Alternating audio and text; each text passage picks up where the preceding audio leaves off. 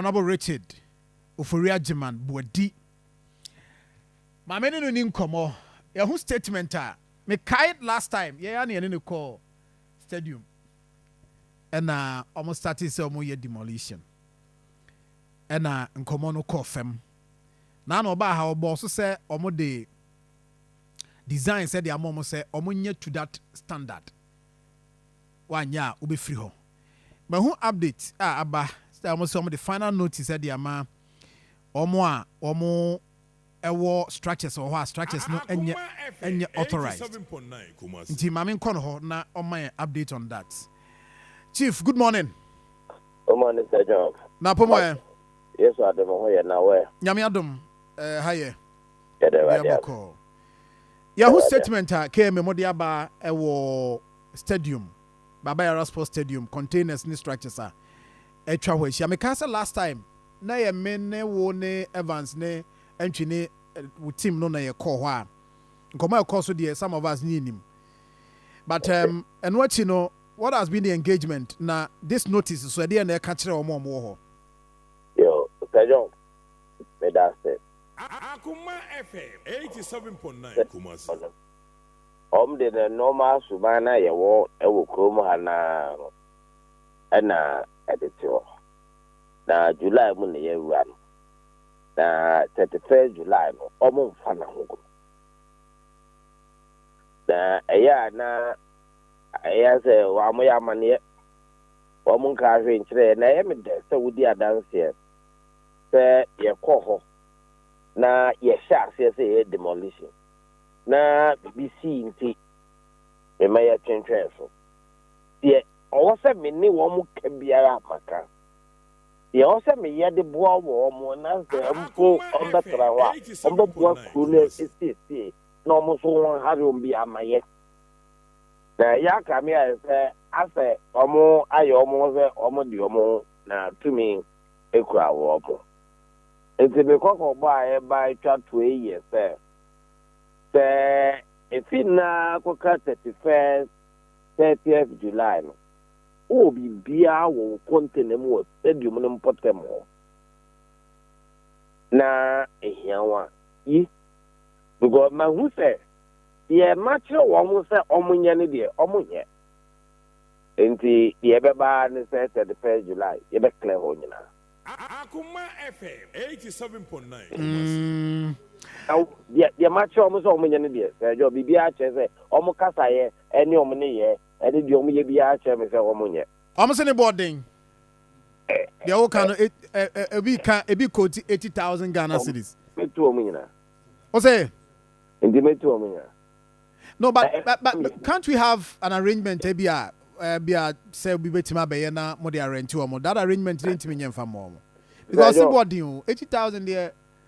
Sano mo kan o mse ne board dey so ne wo mo I mean go mo kasa ne papa na kosia amo mo negotiate ya na ba be do 57 na 57 no e bia na o container ye ketwa baako enipa miensa betimi afa baako but what you say okay no mo ache no obi a won entrance na mo wan hare wo mo because omo do no ka o mu nyina ye kese na 57 na omo ye ntimi nya space ma wo but the ebe ma ku na ye fen ne onya bensuminti okay nti assembly no mo ankasa kra mo lead o mo ama omo ne nipa na oye no Akoma FM an negotiate Kumasi ba ko abedu 57,000 nipa miensa ebetimi use ba nti se omu nya de ye abema kunu aye fedia metu omu nyina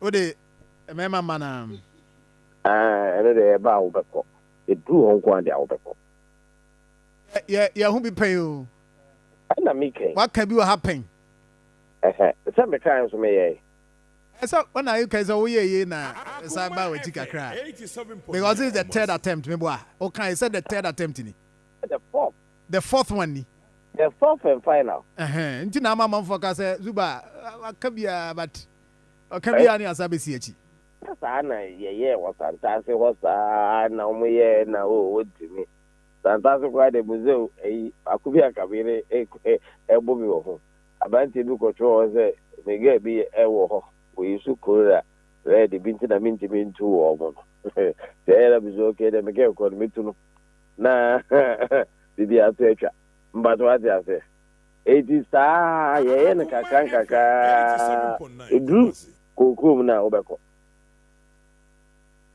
enti sɛ chief sɛ mo yi ɔmo firi hɔ a mo ankasa mo bɛ take care of that cost no na mo ayɛ bi ahyehyɛ hɔ sɛ de ɛbɛyɛ obi pɛ bi a obi wɔ dɛ obi ama obi munya clear ɔmo a momfa saa design no mo nyɛ bibi esi obi o nya klom de asa ɛnu eti kɔ ɛmu bi ama bi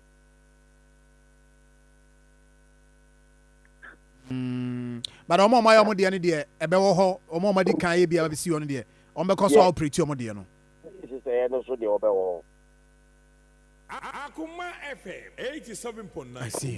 deɛ wadi nhyehyɛ no so ɔbɛwɔ hɔ deɛ ɔpɛ ne mogya dodoɔ ɛde nso bɛfa ama I see. Me no be wie hɔ no finally no. Ɔmo de ɔmo de aba no. Mo monitor sɛ a confirm sɛ de ɔmo de aba no yɛ de mo pɛ bi. Wɔn na de aba. Sama ho sɛ bi mo de ɔmo de aba sisi hɔ. Ebi mo msa baako right? Ɛno yɛ sample a yɛde si wɔn a so ɔmo nhwɛ so. Ah okay. And mo ana mo ayɛ abɛsi hɔ. As so far the emu bi ani hɔ a obi ani hɔ a what show say why ready so obeye akokora hey enti de beba na say 31st July excavators ne infidie no ebeba na the also ya moano na ya moano the also yi free na ye free and it will happen Sir John market on the wall 31st July me won kwa you would see what will happen there. We'll clear the place. 31st July. Yeah.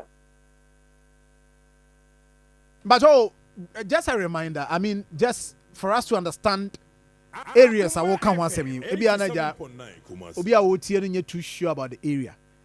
But he free he could see him as now okay. Around the stadium.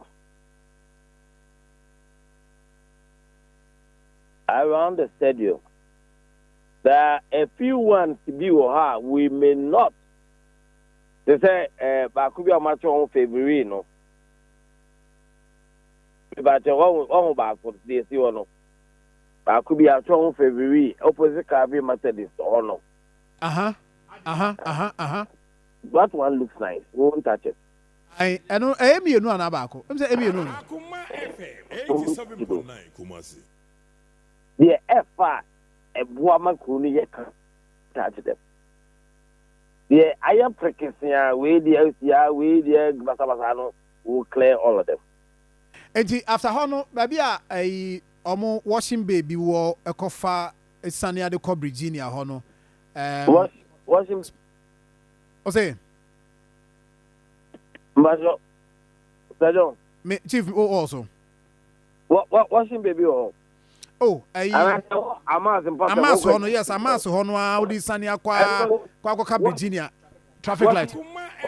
Washing baby will be legitimate property so. Okay. Washing baby will be legitimate property so on your squatter. Okay. But what that? Na a sport na wo ekwano ono so nyina ho ye legitimate. Oh yes squatter dia umboa. Squatter no ne containers no ne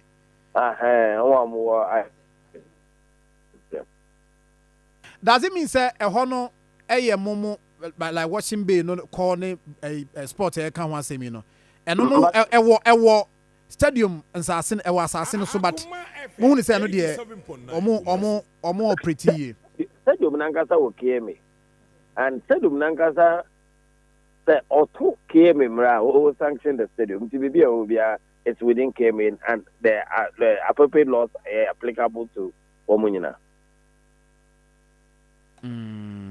What does it? That's it. Stadium Nankasa Quentimia a law or two their own. They would have to comply by the laws of the city. Eti the war stadium next there. Omo there. Omutie o, omutie. Obi Kumasi dey also the Kumasi man. Meka so omutie nti dey na aka kire omo. Enti the meka ne say obi a bibia o obi a ehia ne bia onyi onhya senyi. 31st July. Obi a ne container enye the ya prescribe ne bia will get rid of it. And John Omo father Jato abia mbedio. Jato ade ebe kwa ayemfo ho, ebe kwa aban mo mpanyefo ni nyina aba wie. Yetie ni nyina awie. Jato abia asi. Emre de mo bia pa ho atra. Akoma FM. I see. No aye. So ade. No dey no kwasem ni. Dey be ma dey nipa be ya no aye. Mprennan dey. Mprennan ni nyina so wo kɔ no, wo de fu on ekɔ What the men they call at least. Oh, it all comes with cost. Yeah, okay, I see. But now, but from Santas roundabout, a hundred roundabout, that stretch, Ejumano, where we? And we are in a coffin. 87.9. Piano coffin. You go so a year and word you man. MC baby pay 15th July. But either 15th or 17th July, one of them. And a baby. Na a man one no almost baby omotiano omuni buffer nimu baby I reserved na matra bahwa babitu omo. I'm a more than no me papa and baba clear mammas and which you want to cry and count in our account. Hey, as a holding an hour project in the Becohina. I still want to put that in corner ground, opening you be a wall, any tenor, equity, ama miscreants, any I shall for be a could go on bread. I only has a pepper. Na me pay resources na me kuyi omu nyina free over. No be until people say na there no yes Santas roundabout na project here connect Santas roundabout name.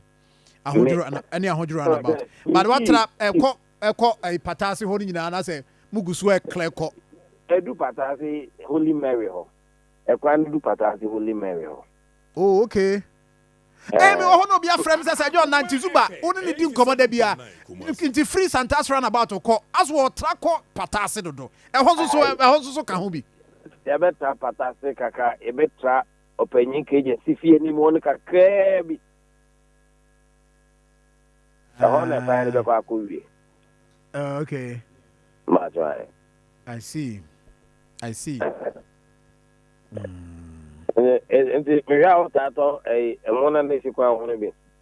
Evans tattoo be on a yanom ho. A young for buy for development. Evans the or tattoo be no kwan so pa. Sir, Ota no dey be say KMA habit. Di ohun ye say na ha ne pa. O say go baby we area ho pa. Come na here there. Even so e ba no. O we say no pa ba no ato a ne KMA no abedi. Anyway, enti enua na ayi usane ehoye o de koda kodwum. The structures be ho no. O de koda kodwum. Ai dokonofo na. Da kodwum ho no. Adan ni bi hu beka. Okay. Land valuation for ego so fair value na my na on your one dan beka ni amo mo the appropriate compensation. But what is there? Da kodwum wa da beka no. Land valuation for no go so yeah e mo adwuma. More appropriate compensation. Oh, okay. Hey, I want for the do also. I see I'll be sending messages. Might be a pork no. Woman, some more. I shall more, yeah. Yeah, business. But the Becano. Engineer one a better. Akoma FM 87.9 Kumasi. Some engineer one a better. But I'm sure I bet me account. Share bit makano. Mesha. Mesha bit makano. And to officially, contractors be take over. That be do yenim. Ejuma ye dia ma ye say yen clear the access near my timeline nti with the mami meeting me deadline we are na me submit my report we are then I can speak to when they are coming to start officially. But I'm looking at also we have to get a place for them to build their campsite. 87.9 Kumasi. Now when we all international construction companies almost temporal and then be our workers every almost the ebegum. Maybe on Bastian Clowns and the Akaka one in that will take some time. So tentatively I'm looking at between in November and December for official construction works to begin. Okay. Now would the free Asukwaha they call Georgia hono.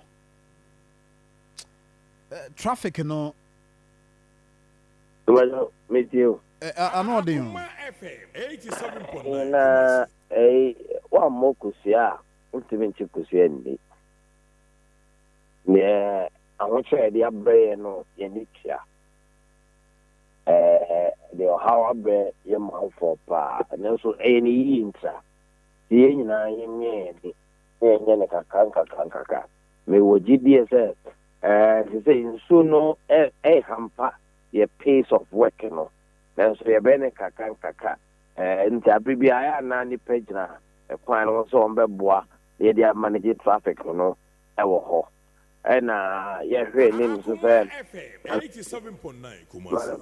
to be kwan about section no contract can be timi attendance e free ho na ho no so abesoso ye mun kaka ye no kaka mo jiri say how so ye no kaka bit na so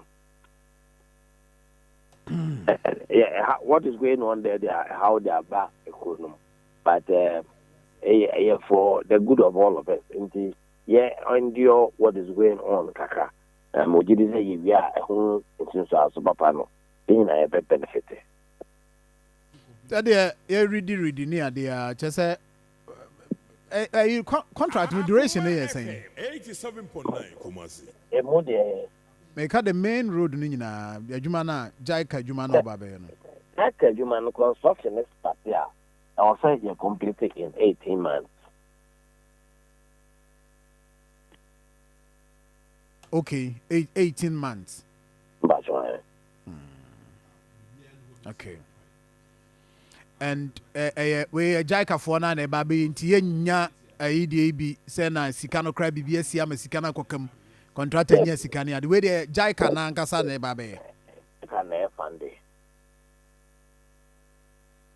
on na fund na ono anu so na de contractor say ba Akoma FM 87.9 ono na de contractor be ba I just can best I select a contract and I didn't have.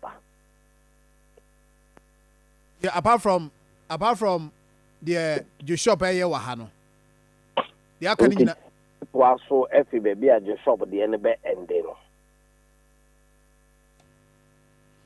right chief ya that's no pain There's a madam as a I'm so funny no